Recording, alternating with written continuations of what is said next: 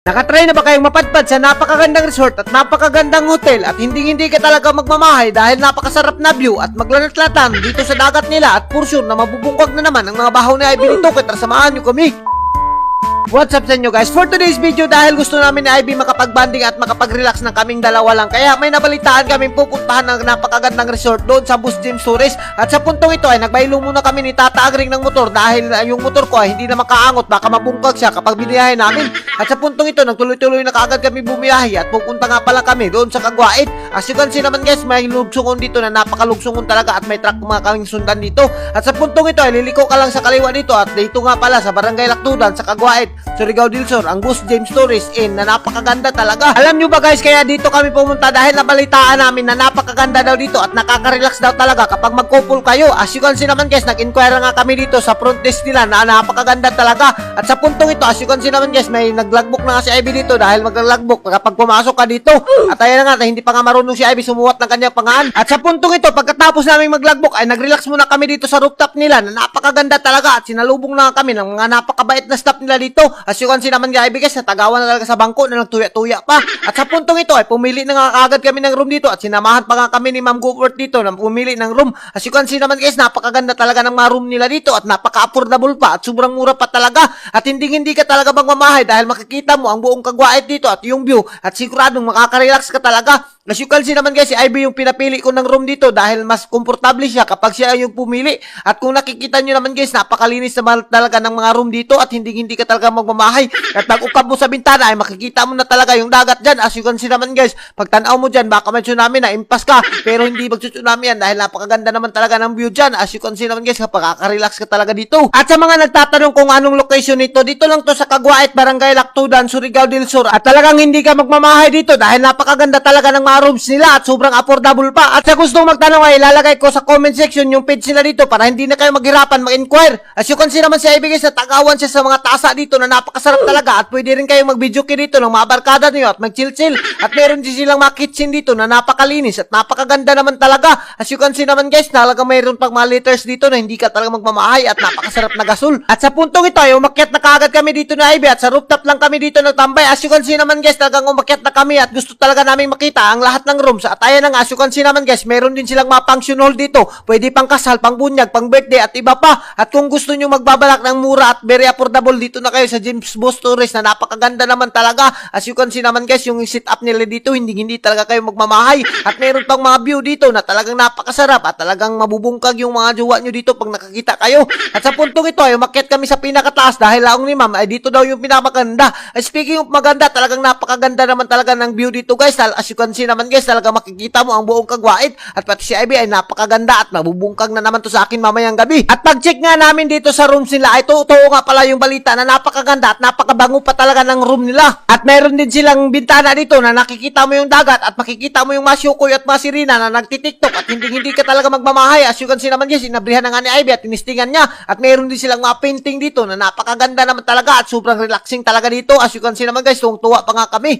At sa puntong ito ay sinilip pa nga namin yung isang room para makita talaga namin kung gaano kaganda at makumpare namin. At sa puntong ito ay dito kami nakagandahan at ayan nga si Ivy, umingkod na nga siya at meron pang ingkuda na napakasarap naman talaga. As you can see naman guys, ito talaga yung napili naming room dahil bukod sa maganda ay talagang sobrang bango at sobrang nasa gitna ka talaga ng dagat at hindi kayo magmamahay at pati yung painting ay parang mga totoo dito at napakaganda talaga at baka mapanaginipan mo si Rizal dito. Naalala ko na naman tuloy noon, nung bata pa kami ay natutulog lang kami sa mga kawayan pero ngayon talaga matutulog na kami at pati yung CR napakaganda talaga at sobrang linis pa talaga ng CR nila dito guys, hindi talaga kayo magmamahay. Naalala ko naman tuloy noon nung bata pa ako ay nalilibang lang kami sa Katunggan pero ngayon dito nasa napakagandang CR. Pwede ka na talagang mag-food trip dito sa sobrang linis ng CR nila. As you can see naman guys, natatagawan na talaga ako sa amin nila dahil kada tingin mo may samin at hindi ka talaga magmamahay kapag nakarelax ka dito at magtambay ka sa rooftop nila dahil yung view ay napakaganda talaga at napaka-instagramable talaga. At sa puntong ito dahil nakapili na kami ng rooms namin ay nagsima-sima na nga muna kami ng gulaman dito at napakaganda naman talaga dito dito dahil dito ka sa kananan nila ay talaga makikita mo rin yung view nila at nagsima-sima na nga kami ng mga supas dito na mga nakakapagsarap talaga. At sa puntong ito ay pumunta na kami sa room namin at nag-relax na kami at nakabihis na kagad si Ivy dahil maliligo na kami. Hindi namin papatagalin to at susulitin namin yung pagbakasyon namin dito sa Boss James Tourist Hotel. As you can see naman guys, lumugsong na nga kami dahil maliligo na kami sa dagat nila na napakasarap talaga.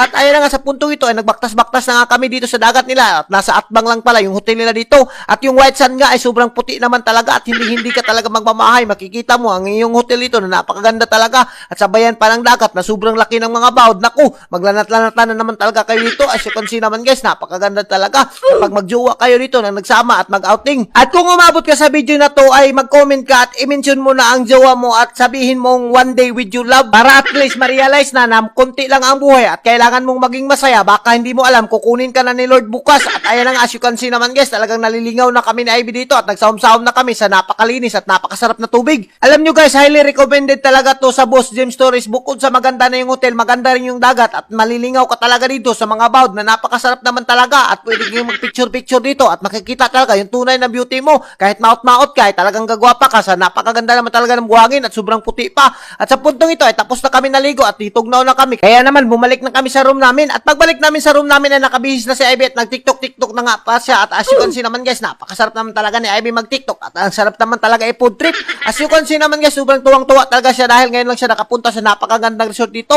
At kapag gabi, ganito nga pala yung view na makikita mo dito at napakaganda talaga at sobrang lights, daming lights talaga at hindi ka magmamahay. At sa puntong ito ay lumabas na kami at dahil na nga, as you can see naman guys, lumabas kami dahil nagugusla at nagugutom na kami. At ayun na nga, sa puntong ito ay nagbaktas na kami dito at lumugsong na kami dito sa kananan nila. At sa hindi nakakaalam guys, meron nga pala din silang mga kananan dito at nag-deserve sila ng mga pagkaon dito na napakasarap naman talaga. As you can see naman guys, yung kinilaw nila nakabutang pa talaga sa shell na napakasarap talaga at mapipil mo talaga dito na pang sosyal yung mga kainan nila dito. As you can see naman guys, yung mga handaan at mga pagkain nila dito, hindi ka talaga magmamahay at for sure na mabubungkag na naman yung mga bahaw nito. At ayan na nga, sinandok ko na kagad yung sabaw na napakasarap naman talaga at hindi ko na pinasaylo talaga. At kung nakikita nyo guys, talagang binahanahan ko na yung gulay dito at dahil walang gulay doon sa amin at yung bahaw nga, binutang ko na sa plato na napakasarap talaga. Alam nyo guys, kapag ganitong nagre-relax kayo at nagbabanding kayo ng jowa mo, simply hindi talaga mawawala yung kainan dito at para hindi kayo magusla at hindi magutom yung mabitok nyo. As you can see naman guys, talagang hindi ko na pinasaylo yung sabaw dito. At kung nakikita ko, kinamot ko na dahil nahihiya ko sa kutsara nila dahil gold at baka mapaa ko yan at mabagli. At as you can see naman guys, hindi ko na talaga pinasaylo yung kinilaw at kininamot ko na dahil mas masarap talaga kumain kapag kinamot mo yung bahaw at ay nga sinungit ko na at pati yung sabaw hinigup ko na. At siyempre si Ivy hindi rin magpapalupig at parang sosyalan lang talaga yung madatingan ni Ivy dito. At ayan na nga yung kinilaw, hindi ko na talaga pinasaylo dahil napakasarap naman talaga ng kinilaw. At ngayon lang ako nakatilaw ng ganitong kinilaw sa buong buhay ko. At as you can see naman guys, meron din silang mga Amerikano mga guest dito at medyo nakakahiya dahil I'm not shy at I'm not good with English. At as you can see naman guys, at nagsinusyal na nga kami dito na Ivy at nag-cheers pa nga kami ng sabaw na napakasarap talaga. At pagkatapos namin kumain ay umuwi na kagad kami sa hotel at nag-relax na kami dito at nag-inom-inom kami dito at nag-usap-usap ng mga future namin. Alam nyo ba guys, sa buhay ng magjowa ay kailangan mo lang magsinabtanay para mag-long lasting yung mga relationship nyo at maging malipayon kayo. At speaking of malipayon, talaga malipayon ako dahil matutulog na kami ni Ivy at for sure na mabubungkag na naman ang mabahon niya dito. At hanggang dito na lang kami. Don't forget to like and share sa ating mga video para mas marami pa tayong food trip. Thank you and God bless you all. Mabuhay kayo hanggat gusto